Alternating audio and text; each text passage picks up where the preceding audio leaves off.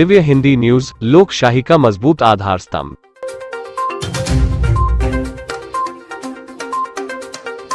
पुण्याच्या माजी पोलीस आयुक्त मीरा बोरवणकर यांनी मॅडम कमिशनर नावाचं पुस्तक लिहून ते पुस्तक खपलं पाहिजे किंवा त्याची जास्तीत जास्त विक्री झाली पाहिजे म्हणून 2010चा दाखला देत येरवडा भागातली 3 एकर जागा लिलावात काढण्यासंदर्भात अजितदादांनी भेटायला बोलावलं होतं। अर्थात त्यांनी अजितदादा असा उल्लेख नाही केला, पण दादांनी भेटायला बोलावलं होतं।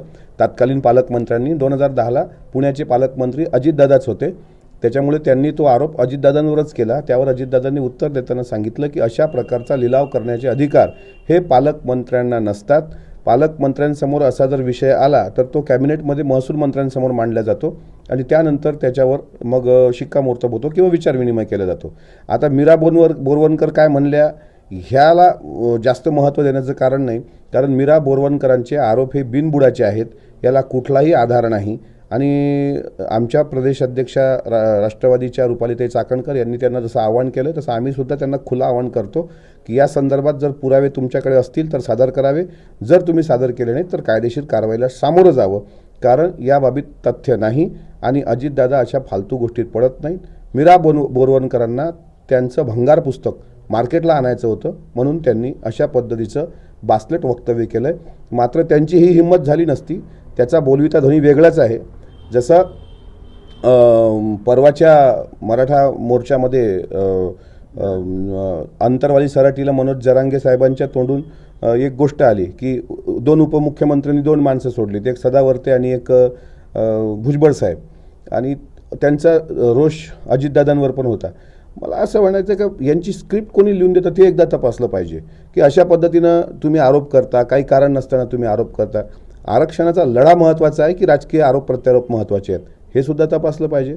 मीरा बोरवणकरांचा बोलविता धनी मात्र वेगळा आहे आणि तो आमच्या अपोजिशनच्या पक्षामधला नाही, तो आमच्याच पक्षातून दुसऱ्या गटात दुखावलेला आत्मा असू शकतो की ज्याला कॅबिनेट मंत्रीपद भेटलं नाही, ज्याला राज्यमंत्रीपदाची आस होती, ज्याला येऊनही न येण्याचं म्हणजे ज्याला वाटत होतं की मी अजितदादांसोबत गेलो पाहिजे पण त्याला तो पुळका होता की नाही आम्ही शेवटपर्यंत बेमानी करणार नाही वगैरे, जसं काय आम्हीच बेमानी करून गेलो।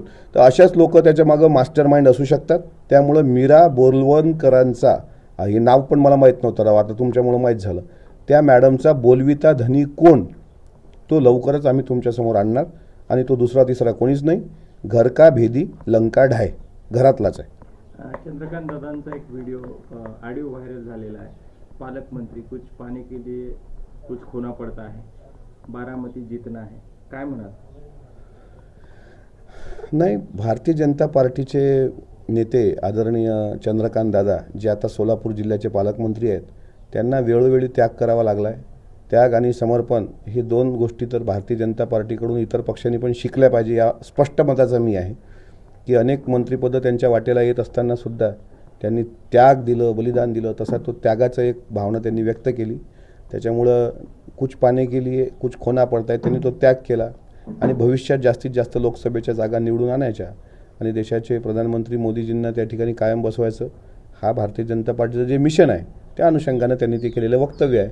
म्हणून बारामती लोकसभा असेल, बारामती विधानसभा असेल, त्यासाठी सुद्धा भारतीय जनता पार्टी प्रयत्न करते आहे। आता बारामतीमध्ये सुप्रिया ताई सुद्धा रणांगणात उतरणार अशी चर्चा चालू झालेली आहे दादांच्या विरोधात, किंवा नाही, सुप्रियाताईंना लोकशाहीने दादांना ताईंना सगळ्यांना अधिकार दिलेत आणि ताईंचा तो परंपरागत मतदारसंघ आहे। अजितदादाचं पाठबळ पण ताईंना मिळालेलं आहे। पवार साहेबांनंतर जर या देशात ताईंच्या मागे खंबीरपणे कोणी उभं राहिलं असेल तर ते अजितदादा आहेत, हे मी पूर्वी सांगितलं। त्याच्यामुळे अजितदादांचा पाठबळ त्यांना बारामती लोकसभेमध्ये मिळत राहिलेला आहे। आता त्या उतरल्याही अर्थातच ते उतरतील, त्यांना तो अधिकार आहे। मात्र शेवटी लोकशाहीमध्ये जनता सर्वोच्च असते, जनता जो कौल देईल तो कौल मान्य करून आम्ही पुढे जाऊ। नमस्कार, आप देख रहे थे दिव्य हिंदी न्यूज क्षेत्र के सारे प्लेटफॉर्म पर आपके साथ मजबूती से खड़ा, जैसे newspaper, news channel, IT platform और news application. Divya Hindi news के इस चैनल को अभी YouTube पर सब्सक्राइब करें और बेल आइकन क्लिक करना ना भूलें। साथ ही दिव्य हिंदी न्यूज ऐप को प्ले स्टोर या ऐप स्टोर से डाउनलोड करें और हमारे साथ बने रहें। दिव्य हिंदी न्यूज आपके परिवार को रखे जागरूक और आपको एक्टिव। धन्यवाद।